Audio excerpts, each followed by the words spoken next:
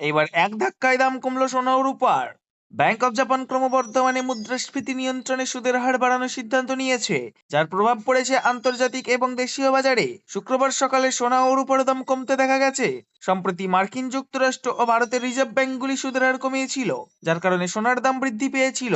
কিন্তু সপ্তাহের শেষ ট্রেডিং দিনে দেশের ফিউচার বাজারে সোনার দাম হঠাৎ কমেছে। বিশেষজ্ঞরা মনে করছেন, ব্যাংক অব জাপান ক্রমবর্ধমান মুদ্রাস্ফীতি নিয়ন্ত্রণে সুদের হার বাড়ানোর সিদ্ধান্ত সরাসরি প্রভাব ফেলেছে সোনার বাজারে। আজ দেশের বিভিন্ন শহরে সোনা ও রূপোর দাম কিছুটা কমেছে। টানা ঊর্ধ্বগতির পর বাজারে স্বস্তির খবর বিনিয়োগকারী ও সাধারণ ক্রেতাদের আকর্ষণ করেছে। দেশের আর্থিক রাজধানী মুম্বাইতে প্রতি কেজি রূপোর দাম প্রায় 2,11,100 টাকায় লেনদেন হচ্ছে। একই সঙ্গে 24 ক্যারেট সোনার দাম প্রতি 10 গ্রাম 1,34,850 টাকা এবং 22 ক্যারেট সোনার দাম প্রতি 10 গ্রাম 1,23,610 টাকায় বিক্রি হচ্ছে। চলতি বছর 2025 সালে সোনা ও রূপার দামে ঐতিহাসিক বৃদ্ধি দেখা গিয়েছে। এক বছরের ব্যবধানে রূপোর দাম 135%-এরও বেশি বেড়েছে। পাশাপাশি সোনাও একের পর এক নতুন উচ্চতায় পৌঁছেছে।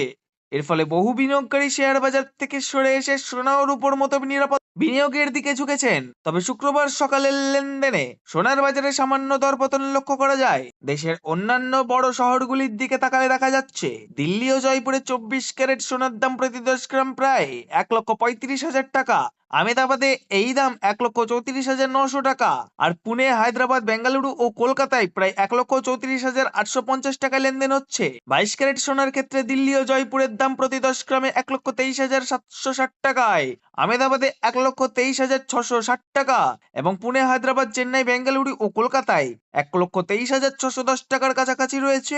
আন্তর্জাতিক বাজারেও কিছু গুরুত্বপূর্ণ ইঙ্গিত মিলেছে। সুইস কাস্টমারের সর্বশেষ তথ্য অনুযায়ী নভেম্বর মাসে সুইজারল্যান্ড থেকে সোনার রপ্তানি প্রায় 15% কমেছে। ফেব্রুয়ারির পর ভারতে সোনা পাঠানোর ক্ষেত্রে এটি সবচেয়ে বড় পতন বলে জানা গেছে। তথ্য বলছে, অক্টোবরে ভারতে সোনার রপ্তানি ছিল প্রায় 26 টন, যা নভেম্বরে নেমে এসেছে মাত্র 2 মেট্রিক টনে। অন্যদিকে চীন সহ অন্যান্য দেশে সোনার রপ্তানি 2 টন থেকে বেড়ে প্রায় 12 টনে পৌঁছেছে। বিশেষজ্ঞদের মতে, বিশ্বজুড়ে ভূ রাজনৈতিক উত্তেজনা, ডলারের বিপরীতে টাকার দুর্বলতা, মুদ্রাস্ফীতি এবং নিরাপদ বিনিয়োগের প্রতি আগ্রহ বৃদ্ধির ফলে দীর্ঘমেয়াদে সোনা ও রূপোর দাম আরো কিছুটা বাড়তে পারে।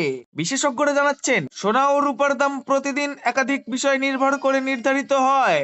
আন্তর্জাতিক বাজারে এই ধাতুগুলির দাম ডলারে নির্ধারিত হওয়ায় ডলার টাকার বিনিময় হার গুরুত্বপূর্ণ ভূমিকা পালন করে। টাকার মান দুর্বল হলে ভারতে সোনার দাম বেড়ে যায়। পাশাপাশি আমদানি শুল্ক, জিএসটি ও অন্যান্য কর দামের উপর প্রভাব ফেলে। এছাড়াও যুদ্ধ, অর্থনৈতিক মন্দা বা সুদের হারের পরিবর্তনের মতো বৈশ্বিক অনিশ্চয়তা বাড়লে বিনিয়োগকারীরা সোনার মতো নিরাপদ বিনিয়োগের দিকে ঝোঁকেন। ভারতে সোনা কেবল বিনিয়োগের মাধ্যম নয়, বরং বিবাহ ও উৎসবের সঙ্গে জড়িত একটি সাংস্কৃতিক সম্পদ। ফলে চাহিদা বেশি থাকায় দীর্ঘমেয়াদে সোনার দাম তুলনামূলকভাবে স্থিতিশীল থাকে বলে মনে করছেন বাজার বিশেষজ্ঞরা।